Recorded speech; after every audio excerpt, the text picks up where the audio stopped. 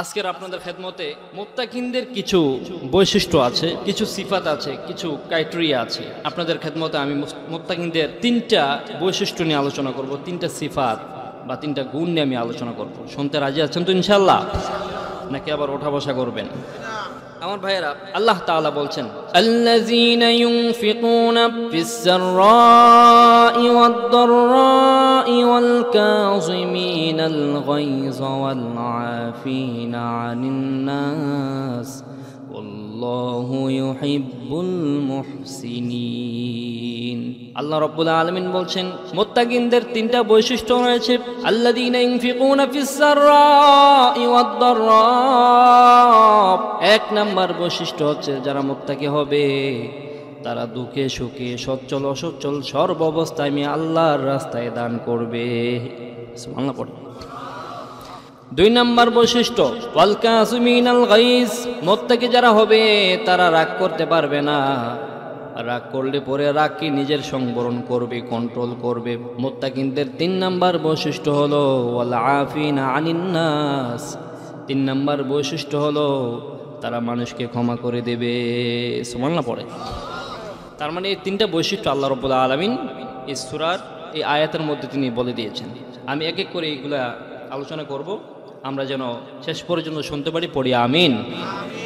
মুত্তাকিনদের প্রথম নাম্বার বৈশিষ্ট্য আল্লাযীনা ইউনফিকুনা ফিস-সাররা ওয়াদ-দাররা, মুত্তাকি যারা হবে তারা সুখে দুঃখে সচ্ছল অসচ্ছল উভয় অবস্থায় দান করবে। আমার ভাইয়েরা, আমাদের যখন ক্রাইসিস চলবে, যখন অভাব চলবে, এই অভাবের মধ্যে আমরা কম দান করব। আমাদের যখন অবস্থা ভালো থাকবে, ভালো অবস্থায় বেশি দান করব। রাজি আছি তো ইনশাআল্লাহ? আল্লাহ রাব্বুল আলামিন বলেন সূরা বাকারার 171 নম্বর আয়াতে রাব্বুল আলামিন বলেন, ইন তুবদুস সাদাকাতি ফানি'মাহি ওয়া ইন তুখফুহা ওয়া তু'তুহাল ফুকারা ফাহুয়া খায়রুল লাকুম ওয়া ইউকাফিরু আনকুম মিন সাইয়্যাতিকুম আল্লাহু বিমা তা'মালুনা খাবীর। ইন তুবদুস সাদাকাতি ফানি'মাহি, তোমরা যদি প্রকাশ্যে দান করো এটা ভালো। ওয়া ইন তুখফুহা ওয়া তু'তুহাল ফুকারা ফাহুয়া খায়রুল লাকুম, আর যদি গোপনে দান করো এটা আরো বেশি ভালো। সুবহানাল্লাহ পড়েন। প্রকাশ্যে দান করাও ভালো, গোপনীয় দান করাও ভালো, তবে একটা আরেকটার চেয়ে বেশি ভালো। প্রকাশ্য দান করলেন, যেমন আজকের মাহফিলের মধ্যে আপনারা দান করেছেন না, অমুকজন বললেন যে আমি 5,000 টাকা দান করলাম, সবাই বলল মারহাবা। এখনই আপনার এই দানটা মারহাবার জন্য হতে পারে, আবার আল্লাহর জন্য হতে পারে। কিন্তু আপনি যখন গভীর রজনীতে পৃথিবীর সবাই যখন ঘুমিয়ে যাবে, পশু পাখি মানবকুল সবাই যখন ঘুমিয়ে যাবে, রাস্তা দিয়ে হেঁটে যাচ্ছেন, রাস্তার পাশে দেখলেন একটা মসজিদ, মসজিদের দান বক্সে লেখা আছে মুক্ত হস্তে দান করুন। পকেট থেকে বের করে 50 টাকার 100 টাকার কচকচে নোটটা যখন আপনি ওই মসজিদের দান বক্সে দান করবেন, পৃথিবীর কেউ দেখলো না, দেখেছে একজন, তিনি কে? ওই দানটা 1 কোটি টাকা দান করলে যে সওয়াব হবে, আল্লাহর জন্য শুধু দান করার কারণে তার চেয়ে বেশি সওয়াব দিয়ে দিবেন। সুবহানাল্লাহ। এই জন্য গোপনে দান করা, গোপনে আমল আল্লাহ পাকের কাছে অনেক বেশি প্রিয়, অনেক অনেক বেশি প্রিয়। আল্লাকা সিররুন ইনদাল্লাহ বাইনাকা আনতা ওয়া বাইনাল্লাহ, আল্লাকা সাদাকাতুন তাখফা লা ইয়ালামুহা ইল্লাল্লাহ, আল্লাকা সিররুন ইনদাল্লাহ বাইনাকা আনতা ওয়া বাইনাল্লাহ, আল্লাকা সাদাকাতুন তাখফা লা ইয়ালামুহা ইল্লাল্লাহ। কবি বলছেন, এমন কি কোনো সাদাকা আছে, এমন কি কোনো গোপন সাদাকা আছে যেটা আল্লাহ এবং তোমার মাঝে সীমাবদ্ধ, পৃথিবীর কেউ জানে না? আল্লাকা সাদাকাতুন লা তাখফা লা তা'লামুহা ইল্লাল্লাহ।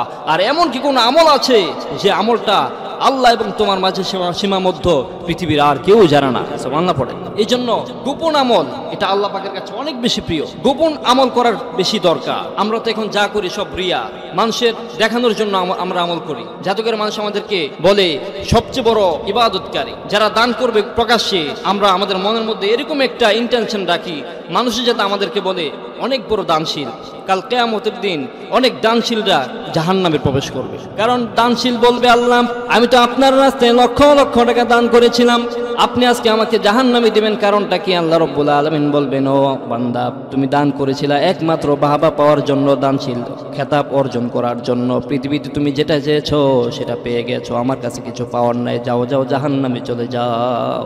অনেক বড় ইবাদত যারা আবেদ তাদেরকে আল্লাহ পাক বলবেন যাও জাহান্নামে যাও। এই জন্য আমরা যখন নামাজ পড়বো কার জন্য, রোজা রাখবো কার জন্য, সাদেকা করবো কার জন্য? আল্লাহ রাব্বুল আলামিন বলছেন, ইন্না সলাতি ওয়া নুসুকি ওয়া মাহইয়ায়া ওয়া মামাতি লিল্লাহি রাব্বিল আলামিন।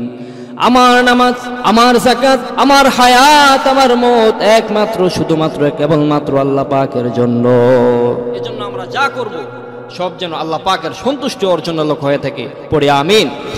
আল্লাহ রাব্বুল আলামিন বললেন, আল্লাযীনা ইউনফিকুনা ফিস সাররাই ওয়াদ দাররা, যারা আমি আল্লাহর রাস্তায় দান করবে, সচ্ছল অসচ্ছল উভয় অবস্থায় যারা দান করবে, তাদেরকে আমি মুত্তাকির লিস্টের মধ্যে তাদের নামটা আমি তুলে দেব। সুবহানাল্লাহ। আমার ভাইয়েরা, এই আয়াত যখন নাজিল হয়ে গেল, তাওবীকের যুদ্ধের ঘটনা, বিশ্বনবী বললেন, ও আমার সাহাবীরা, তোমরা যে যা পারো সাধ্য অনুযায়ী দান করো। মহিলারা কানের দুল, নাকের ফুল, হাতের চুড়ি, পায়ের নূপুর, স্বর্ণ অলংকার নবীজের সামনে পেশ করলেন। সাহাবায়ে কেরাম পেশ করলেন। হযরত ওমর কিছু রেখে এসেছেন, কিছু নিয়ে এসেছেন। হযরত উসমান, আলী কিছু রেখেছেন, কিছু নিয়ে এসেছেন। আল্লাহর নবী বললেন, ও সাহাবীরা, আবু বকর কোথায়? আমি আমার আবু বকরকে দেখি না কেন? হযরত আবু বকর রাদিয়াল্লাহু তাআলা আনহু একটা পীড়ার মধ্যে দাঁড়িয়ে দাঁড়িয়ে তিনি কাঁদছেন। আল্লাহর নবী বললেন, ও আবু বকর কান্না করে কেন? কি হয়েছে তোমার? সবাই তো কিছু রেখে এসেছে, কিছু নিয়ে এসেছে, তুমি কি রেখে এসেছো, কি নিয়ে এসেছো? আবু বকর বললেন, ইয়া রাসূলুল্লাহ, আমার জাগতিক যত সম্পদ আছে সব সম্পদ আমি আপনার কদম মুবারকে নিয়ে এসেছি, আর ঘরের মধ্যে আল্লাহ এবং তার রাসূলকে রেখে এসেছি। আল্লাহর নবী বললেন, ও সাহাবীরা কান খাড়া করে শুনে রাখো, আমার আবু বকর আজকে যা দান করেছে, তোমরা সবাই মিলে যা দান করেছো, আবু বকরের দানটা আল্লাহর কাছে বেশি পছন্দনীয় হয়ে গিয়েছে। কারণ আবু বকর সিদ্দিক রাদিয়াল্লাহু তাআলা আনহু ইসলাম গ্রহণ করার পূর্বে অনেক ধনী ছিলেন, অনেক মার্চেন্ট পার্টি ছিলেন, রিচ ম্যান ছিলেন, কিন্তু ইসলাম গ্রহণ করার পর ইসলামের কল্যাণে তার সমস্ত সম্পদ আল্লাহর রাস্তায় দান করে দিয়েছেন। সুবহানাল্লাহ। আমার ভাইয়েরা, মদিনার মধ্যে সবচেয়ে গরিব সাহাবীর নাম ছিল হযরতে বেলাল। হযরতে বেলাল সকালে যা খায় দুপুরে খেতে পায় না, দুপুরে খেলে রাতে খেতে পায় না, রাতে খেলে সকালে খেতে পায় না, এক বেলা খেলে দুই বেলা উপোস থাকে। তার 17 ঢাকার মতো একটা কাপড় ছাড়া অন্য কোনো কাপড় নাই। ওই হযরত বেলালকে আল্লাহর নবী কি বলেছে শুনেন। আল্লাহর নবী বললেন, আনফিক ইয়া বেলাল লা তাখশা মিন জিল আরশি ইকলালা। ও বেলাল, দান করো, তুমি দান করো, আল্লাহর রাস্তায় দান করো, কারণ আল্লাহর ধনভাণ্ডারে কোনো কমতি নেই। একটা মাত্র কাপড়, একটা কাপড় দিয়ে তার শুধুমাত্র 17টা ঢাকার মতো এতটুকু কাপড় আছে। আচ্ছা, আপনাদের সমাজে 17 ঢাকার মতো একটা মাত্র কাপড় কার আছে? একটু হাত তুলুন তো দেখি। কেউ আছে? আলহামদুলিল্লাহ, আমাদেরকে অনেক কিছু দিয়েছে আল্লাহ, ঠিক কিনা? এতটা গরিব আমরা হইনি। অথচ হযরত বেলাল রাদিয়াল্লাহু তাআলা আনহু তার 17 ঢাকার মতো একটা কাপড় ছাড়া অন্য কোনো কাপড় ছিল না। সেই বেলালকে আল্লাহর নবী বলছেন যে, বেলাল আনফিক ইয়া বেলাল লা তাখশা মিন জিল আরশি ইকলালা। ও বেলাল, দান করো আল্লাহর রাস্তায়, কারণ আল্লাহর ধনভাণ্ডারের কোনো কমতি নেই। আমার ভাইয়েরা, এই জন্য দান করতে হবে, আল্লাহর রাস্তায় দান করতে হবে। বিশ্বনবী বললেন, আনফিক ইয়া ইবনা আদম উনফিক আলাইহি। ও বনি আদম, দান করো। তুমি যদি দান করো, তোমাকে দান করবে কে? কথা বলেন, কে দান করবে? মনে করেন যে, ফর এন এক্সাম্পল, আমার হাতে 10 কেজিওয়ালা একটা বস্তা আমার হাতে। এখন আমি যদি এটা না ছাড়ি, আমি কি আরেকটা বস্তা নিতে পারবো হাতে? এখন আপনি দান করলেন, আল্লাহ পাক দান করবেন। আপনি যদি হাতের মধ্যে নিয়ে রাখেন মুষ্টি করে, তাহলে কি আল্লাহ পাক আপনাকে দান করবে? আপনি ছাড়লে একদিক দিয়ে ছাড়বেন, আরেক দিক দিয়ে আসবে, ছাড়বেন আসবে। আর যদি এভাবে রেখে দেন, তাহলে কিন্তু আসা বন্ধ হয়ে যাবে। এই জন্য আল্লাহ নবী বলছেন যে, আনফিক, দান করো। আল্লাহ বললেন, আল্লাযীনা ইউনফিকুনা আমওয়ালাহুম বিল-লাইলি ওয়ান-নাহারি সিররান ওয়া আলানিয়াতান ফালাহুম আজরুহুম ইনদা রাব্বিহিম ওয়ালা খাউফুন আলাইহিম ওয়ালা হুম ইয়াহজানুন। যারা আমার রাস্তায় দিনে রাতে সচ্ছল অসচ্ছল উভয় অবস্থায় যারা আমার রাস্তায় দান করে, আমি রবের পক্ষ থেকে তাদের জন্য রয়েছে বিশাল প্রতিদান। সুবহানাল্লাহ। লাহুম আজরুহুম ইনদা রাব্বিহিম, রবের পক্ষ থেকে তাদের জন্য রয়েছে বিশাল প্রতিদান। ওয়ালা খাউফুন আলাইহিম ওয়ালা হুম ইয়াহজানুন, তারা চিন্তিত হবে না, তাদের কোনো চিন্তাও করা লাগবে না, কারণ তাদের জিম্মাদারি আমি আল্লাহ পাক নিয়ে নিয়েছি। আল্লাহু আকবার। আমার ভাইয়েরা, এই জন্য দান করা লাগবে, কারণ পৃথিবীতে যদি কোনো মানুষ দান করে, আপনি যদি দান করেন, আপনাকে দান করবে কে? 7 types of people will be shaded under the arsh in the day of judgment tomorrow. কাল কিয়ামতের দিন 7 শ্রেণীর মানুষকে আল্লাহ পাক তার আরশের নিচে ছায়া দিবে। যেদিন আল্লাহ পাকের এই ছায়া ছাড়া পৃথিবীর অন্য কোনো ছায়া থাকবে। 7 শ্রেণীর ব্যক্তিদের ব্যাপারে আল্লাহ রাব্বুল আলামিন 7 শ্রেণীর ব্যক্তিকে তার আরশের নিচে ছায়া দিবেন। যেদিন সূর্যটা মাথার উপরে থাকবে, সূর্যের তাপে মাথার মগজগুলো গলে গলে কানের ছিদ্র দিয়ে নাকের ছিদ্র দিয়ে টপ টপ করে বেয়ে বেয়ে পড়তে থাকবে। তৃষ্ণায় জিহ্বাটা বের হয়ে নাভির নিচে জ্বলতে থাকবে। সেই কঠিন মুসিবতের সময় আল্লাহ পাক 7 শ্রেণীর ব্যক্তিকে তার আরশের নিচে ছায়া দিবেন। যেদিন আল্লাহ পাকের ছায়া ছাড়া পৃথিবীতে অন্য কোনো ছায়া থাকবে। এর মধ্যে 1 নাম্বার 1 শ্রেণীর ব্যক্তিরা হচ্ছে অরজুলুন তাসাদ্দাকা বিসাদাকাতিন ফাআখফাহা হাত্তা তা'লামু শিমালুহু মা তুনফিকু ইয়ামিনুহু। ওই যারা আল্লাহর রাস্তায় এমন ভাবে দান করে, ডান হাতে দান করলো কি বাম হাত তা জানে না। সুবহানাল্লাহ পড়ে। ওই 1 শ্রেণীর ব্যক্তি তারা যারা হচ্ছে ডান হাতে কি দান করলে সেটা বাম হাত জানে না। তার মানে কতটা গোপনীয় ভাবে দান করার কথা বলা হয়েছে। দান করবেন তো ইনশাআল্লাহ। আপনাদের মসজিদ আর মাদ্রাসা আছে না এখানে? মাদ্রাসা যাবেন, রাত্রে যাবেন, মসজিদের মাদ্রাসার মুহতামিম সাহেব হুজুর কাছে গিয়ে বলবেন, হুজুর আমার নাম প্রকাশ করতে আমি ইচ্ছুক নয়, আপনি এই অন্য কোনো কারণে আল্লাহর নামে আমি এত টাকা দিয়ে গেলাম, কারো কাছে বলার দরকার নাই, গোপনভাবে আপনি দান করে দিলেন। পারবেন না ইনশাআল্লাহ? পারা যাবে না? পারবেন তো ইনশাআল্লাহ? আপনি যদি দান করেন, দেখেন দান করার প্রতি কত ফজিলত। বিশ্বনবী বলছেন, বাদিরু বিসাদাকা ফাইনাল বালাআ লা ইয়াতাখাত্তাহা। কোন ব্যক্তি যদি দান করে, ওই সাদাকা আর দান করার কারণে তার উপর যে বালা মুসিবত বিপদ আপদ ওই সাদাকাকে ডিঙ্গিয়ে সামনে যেতে পারে না। বিশ্বনবী বললেন, বাদিরু বিসাদাকা, তোমরা দান করো, ফাইনাল বালাআ লা ইয়াতাখাত্তাহা, কেননা বিপদ আপদ বালা মুসিবত এই দান সদকাকে ডিঙ্গিয়ে সামনে যেতে পারে না। বুখারীর বর্ণনা, বিশ্বনবী বললেন, ইন্নাস সাদাকাতা লা তুতফিউ গাদাবার রাব্বি ওয়া তাদফাউ মাইতাতাস সুব। আমরা অন্যায় কাজ করার কারণে, পাপ করার কারণে আল্লাহ পাক রব্বুল আলামিন আমাদের প্রতি যে রাগান্বিত হন, আমরা যখন দান করি ওই দানের উসিলায় আল্লাহর রাগ আর ক্রোধকে সাথে সাথে প্রশমিত হয়ে যায়। সুবহানাল্লাহ বলতে ইচ্ছা করে না? সুবহানাল্লাহ আর আস্তে কোন। বান্দা যখন পাপ করে, অনেক পাপ করেছে, তার উপরে গজব আসবে, এই সময় যদি বান্দা দান করে দেয়, ওই গজব আল্লাহ পাকের আনন্দে রূপান্তরিত হয়ে যায়। সুবহানাল্লাহ পড়ে। তার মানে ওইটা আকাশ থেকে জমিন পর্যন্ত আসার আগে শেষ হয়ে যায়। এই জন্য বেশি বেশি দান করার দরকার আছে না নাই? দান করবেন ইনশাআল্লাহ। আমাদের জীবনে বিপদ আপদ বালা মুসিবত আছে না নাই? দুঃখ কষ্ট আছে না নাই? দুঃখ কষ্ট বিপদ আপদ থাকবেই, আছে থাকবেই। এজন্য দুঃখ জর্জরিত হওয়ার কারণে আপনি দান করবেন না, বিষয়টা যেন তেমন না হয়ে যায়। কয়েকদিন আগে দেখলাম যে গতকালকের নিউজ, একটা মেয়ে সে সুইসাইড করেছে। তার স্টোরিটা আমি পড়েছি, খুব খারাপ লেগেছে আমার কাছে। মেয়েটা যখন একটা ছেলেকে বিয়ে করেছে, ছেলেটার কিছুই ছিল না, তখন মেয়েটা তাকে অনেক সাপোর্ট করেছে। ছেলেটা যখন চাকরি পেয়েছে, তখন ওই মেয়েটাকে বাদ দিয়ে সে আরেকটা বিয়ে করে ফেলেছে। মেয়েটা এই সুখে গত পরশুদিন সে আত্মহত্যা করেছে। আত্মহত্যা করার পূর্বে সে লাইভে এসে কিছু মর্মান্তিক কথা সে শেয়ার করলো। কথাগুলো আসলে টাচ করার মতো। তো এই কথাগুলো বলে সে সুইসাইড করলো, গলার মধ্যে ফাঁসি দিচ্ছে। মানুষের জীবনে দুঃখ কষ্ট আছে না নাই? এখন দুঃখ কষ্ট পাইলেই গলার মধ্যে ফাঁসি দিতে হবে এমন কোন কথা আছে? তোরে ছাইরা সে যদি চলে যেতে পারে, তুই আরেকটা বিয়ে করে ফেল, সমস্যা কি? সময় তো কারোর জন্য অপেক্ষা করে না। কথা বলেন, সময় কারোর জন্য অপেক্ষা করে? এই মেয়েটা ফাঁসি দিয়ে ফেললো। আহা, সে জানে না দুনিয়ার এই সামান্য কষ্ট, দুনিয়ার এই সামান্য কষ্ট পার করে সে যে অসীম কষ্টের সম্মুখীন হতে যাচ্ছে সেটা জানে না, সেটা সহ্য করতে পারে নাই। এই জন্য আমাদের জীবনে কষ্ট আসবে, আমাদের জীবনে অশান্তি আসবে, বিপদ আসবে, আপদ আসবে, কিন্তু তারপরে আমাদের এই বিপদ আপদ অশান্তি কষ্ট এগুলো আমাদের কোমরকে শক্ত করে, আমাদের পায়ের মাটির নিচেকে শক্ত করে ছিঁড়লে বলেন ঠিক কিনা?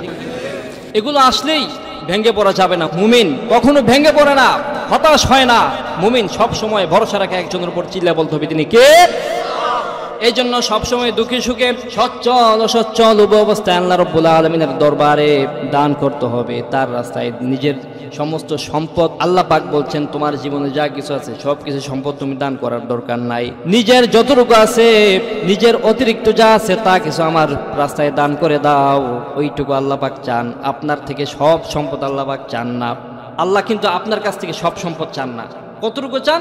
আপনার ব্যবহার করার পর, আপনি চলার পর যতটুকু আছে ততটুকু, এটাই অতিরিক্তটা আল্লাহ পাক চান। তাহলে মসজিদ, মাদ্রাসায়, দ্বীনি প্রতিষ্ঠানে, সামাজিক উন্নয়নমূলক কাজে এবং এতিমদেরকে, বিধবাদেরকে দান করবেন তো ইনশাআল্লাহ। আল্লাহ পাক আমাদেরকে তৌফিক দান করে পড়ে আমিন। তাহলে মুত্তাকিনদের প্রথম গুণ হচ্ছে কি? কথা বলেন, ভুলে গেছেন? আল্লাযীনা ইউনফিকুনা ফিস সাররাই ওয়াদ দাররা। মুত্তাকিন যারা হবে তাদের প্রথম বৈশিষ্ট্য হবে তারা সুখে দুঃখে সচ্ছল অসচ্ছল উভয় অবস্থায় আমি আল্লাহর রাস্তায় দান করবে, প্রথম বৈশিষ্ট্য। দ্বিতীয় বৈশিষ্ট্য হলো আল কাযিমিনাল গায়জা। মুত্তাকিন যারা হবে তাদের দ্বিতীয় বৈশিষ্ট্য হলো রাগের সময় নিজেকে সংবরণ করবে, রাগকে কন্ট্রোল করবে। মুত্তাকিনদের দ্বিতীয় বৈশিষ্ট্য রাগকে কন্ট্রোল করবে। আমাদের জীবনে রাগ আছে না নাই? আপনাদের এখানে যারা উপস্থিত আছেন আপনাদের রাগ আছে? কার কার আছে হাত তোলেন। সবার আছে, মাশাআল্লাহ। যখন রাগ ওঠে তখন কি করেন? হ্যাঁ, বলেন যে মাইরালাম, ওতাইলা, কাইটালা, নাকি খাইয়ালাম তারি, হ্যাঁ, এগুলো বলেন। আমাদের রক্ত মাংস করা আমরা মানুষ তো, আমরা আমাদের রাগ থাকবে, এটাই স্বাভাবিক। কিন্তু রাগটাকে আমরা সংবরণ করতে হবে। রাগ উঠলেই এটাকে যেভাবে সেভাবে ব্যবহার করা যাবে, রাগ থাকবেই। মুত্তাকিনদের দ্বিতীয় নাম্বার বৈশিষ্ট্য হচ্ছে মুত্তাকি যারা হবে তাদের যখন রাগ উঠবে তখন সে কন্ট্রোল করবে, রাগকে কন্ট্রোল করবে, নিয়ন্ত্রণে আনবে। আমার ভাইয়েরা, এই রাগ অনেক বড় খারাপ জিনিস, কিছুটা ঝড়ের মতো। একদিক দিয়ে আসে, ঝড় যেভাবে একদিক দিয়ে আসে লন্ডমন্ড করে সব কিছু চুরমার করে আরেক দিক দিয়ে চলে যায়, ঠিক তেমনি ভাবে রাগ যখন উঠে তখন হিতাহিত জ্ঞান থাকে না, কি হতে কি হয়ে যায়। রাগের মাথায় বউরে দিছে তালাক, আছে না নাই? তালাক দেওয়ার পর এখন চিন্তা করতেছে, হায় হায় কি করলাম। এখন বউর কাছে গিয়ে বলতেছে, বউ তুমি আমার কৈতরি, তুমি আমার জানের জান, তুমি আমার প্রাণের প্রাণ। কথা বলেন, এখন কোন কাজ হইব? যা হবার তো হয়ে গেছে। রাগ অনেক বড় খারাপ জিনিস। অ্যাড্রেনাল একটা হরমোন আছে আমাদের প্রত্যেকটা মানুষের মধ্যে। when this adrenal hormone destroyed then we get angry। যখন এই অ্যাড্রেনাল, এই হরমোনটা যখন বিস্ফোরিত হয়ে যায় তখন আমরা রেগে যাই। আর যখন রেগে যাই তখন মনে হয় যে ওখানে যারা সামনে পায় তারা খাইয়ে ফেলাম, যারা সামনে পেয়ে সবগুলোর আমি শেষ করে ফেলাম। কথা বলেন, মনে ওঠে কিনা এরকম? মনে হয় যে এক্ষুনি সব কিছু শেষ করে ফেলাম। কিন্তু চিন্তা করে কখন, যখন মাথাটা ঠান্ডা। রাগ ভাইয়ের সম্পর্ক নষ্ট করে, বন্ধু বন্ধুর সম্পর্ক নষ্ট করে, স্বামী স্ত্রীর ডিভোর্স পর্যন্ত গড়িয়ে যায়। এই রাগ এত বড় খারাপ জিনিস। এই জন্য রাগ যখন আসবে তখন নিজেকে স্থির করতে হবে, বসে পড়তে হবে। আমি বলবো সামনে কিভাবে রাগ কন্ট্রোল করবেন। আমার ভাইয়েরা, মুত্তাকি যারা হবে তাদের দ্বিতীয় নাম্বার বৈশিষ্ট্য হলো আল কাযিমিনাল গায়জা। যখন রাগ হবে তখন রাগকে কন্ট্রোল করতে হবে, সংবরণ করতে হবে। বিশ্বনবী বললেন, ইন্নাল গাদাবা লা ইফসিদুল ঈমান কামা ইফসিদুস সাবিরুল আসাল। নিশ্চয়ই রাগ ঈমানকে এমন ভাবে নষ্ট করে দেয় যেমনি ভাবে তিক্ত ফল মধুকে নষ্ট করে দেয়। রাগ ঈমানটাকে এমন ভাবে নষ্ট করে দেয় যেমনি ভাবে তিক্ত ফল মধু কি তিতা নাকি মিঠা, অনেক মিষ্টি না? সেই অনেক মিষ্টি মধুটাকেও তিক্ত ফল, সবির নামক তিক্ত ফল নষ্ট করে দেয়, যেমনি ভাবে রাগ ঈমানকে নষ্ট করে দেয়। এই জন্য রাগ খুবই খারাপ জিনিস। রাগ যখন আসবে তখন, আমি জানি সবার মধ্যে রাগ আছে, কিন্তু রাগটাকে ভালো কাজে লাগাতে হবে। রাগটা কখন কাজে লাগাবেন? যখন আমার নবীর নামে, যখন আমার নবীকে গালি দেওয়া হবে, আমার নবীর ব্যাপারে যখন কথা বলা হবে, আঙ্গুল তোলা হবে, আমার নবীর চরিত্রের মধ্যে যখন কালেমা লেপন করা হবে, তখন এই রাগকে আপনারা সংবরণ করবেন। কথা বলেন ঠিক কিনা? এই রাগকে তখন দেখাতে হবে যখন আমার নবীর ব্যাপারে কালেমা লেপন করা হবে। কথা বলেন ঠিক কিনা? কিন্তু অন্য কোনো জায়গায় রাগ দেখানো যাবে? স্বামী স্ত্রীর মাঝে যখন ঝগড়া যেতে হবে রাগ দেখানো যাবে? রাগ দেখানো যাবে না।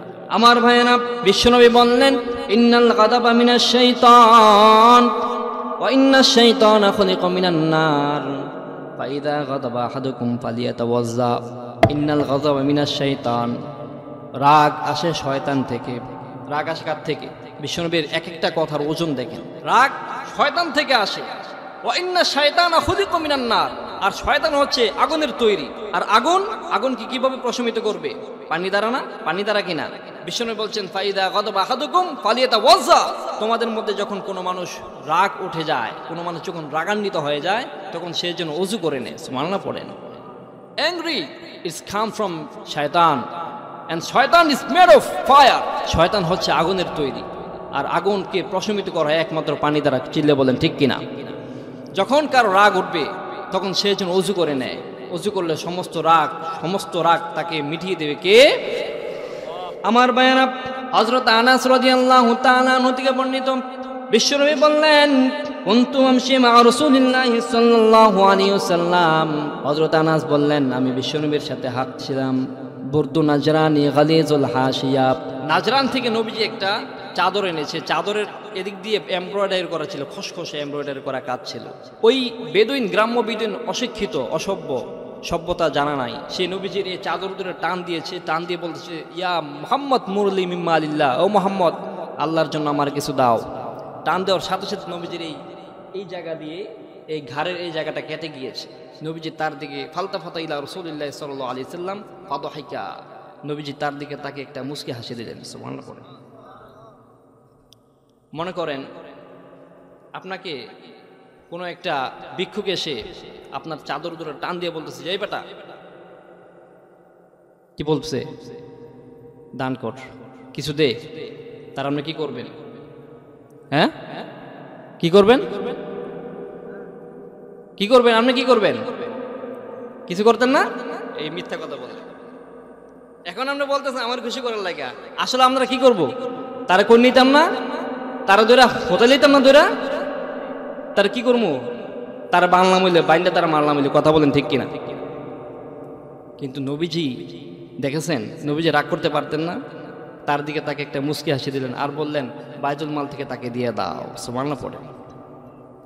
কি সুন্দর নবী, কি চারিত্রিক নবী, কি সভ্যতাপূর্ণ, কি মমতাময় নবী আমরা পেলাম। আলহামদুলিল্লাহ বলবেন না? আমার বায়ানা হযরত আনাস রাদিয়াল্লাহু তাআলা আনহু বিশ্বনবীর 10 বছর খাদেম ছিলেন। হযরত আনাস বললেন জীবনে আমি একটাও 10 বছর খাদেম ছিলাম, কিন্তু বিশ্বনবীর মুখ থেকে একবারও একটা ধমক আমি পাই নাই। নবীজি আমাকে একদিন বললেন আনাস অমুক জায়গায় যাও, আমি গেলাম, কিন্তু মাঝখানে নবীজির কথা আমি বলে গেলাম, আমি খেলার ছলে বলে গেলাম, মাঝখানে আমি খেলতে দেখলাম কিছু মানুষদেরকে, আমি তাদের সাথে খেলায় মত্ত হয়ে গেলাম, আসতে অনেক দেরি হয়ে গেল। নবীজি আমাকে একটা বারও জিজ্ঞেস করলেন না ও আনাস কেন দেরি হলো। সুবহানাল্লাহ। এই হচ্ছে আমার নবীজির চরিত্র। নবীজি কখনো রাগ করতেন না, কিন্তু হ্যাঁ প্রয়োজনে নবীজি মাঝে মাঝে রাগ করতেন। যখন আল্লাহর জমিনে আল্লাহর দ্বীনের ব্যাপারে কেউ আঙ্গুল তুলতো, তখন নবীজির চেহারাটাকে আগুনের মতো গোলা করে দিতেন। কে? এই জন্য রাগ করবেন কোনো সমস্যা নাই, কিন্তু রাগটা করতে হবে ভালো জায়গায়, কাজের জায়গায় রাগ করতে হবে। বিশ্বনবী মুহাম্মদুর রাসূলুল্লাহ সাল্লাল্লাহু আলাইহি সাল্লাম বললেন লাইতা শাদীদু বিসসুরআহ ইন্নামা শাদীদুল্লাযী ইয়ামলিকু নাফসাহু ইনদাল গাদাব। কুস্তি খেলে একজনকে হারিয়ে দেওয়ার পরে তুমি বীরত্ব অর্জন করতে পারবে না। একজন মানুষ তখন বীর হয় যখন সে রাগকে সংবরণ করে, কন্ট্রোল করে, তখনই সে হচ্ছে প্রকৃত বীর। সুবহানাল্লাহ পড়ে। আপনি কুস্তি খেলে একজনকে হারাই দিলেন, আপনি বীর নয়। বীর হচ্ছেন ওই ব্যক্তি যে রাগের সময় নিজেকে কি করে, সংবরণ করে। তার মানে বোঝা গেল মুত্তাকি যারা হবে তাদের দ্বিতীয় গুণ হবে কি, আল কাযিবিন আল গাইজা। রাগ যখন উঠবে তখন রাগকে কন্ট্রোল করবে। পারবেন তো ইনশাআল্লাহ? খিড্ডাবাসী, রাগ যখন উঠবে রাগকে কন্ট্রোল করতে পারবেন ইনশাআল্লাহ? আল্লাহ তাআলা যেন আমাদেরকে তৌফিক দিয়ে পড়ি, আমিন।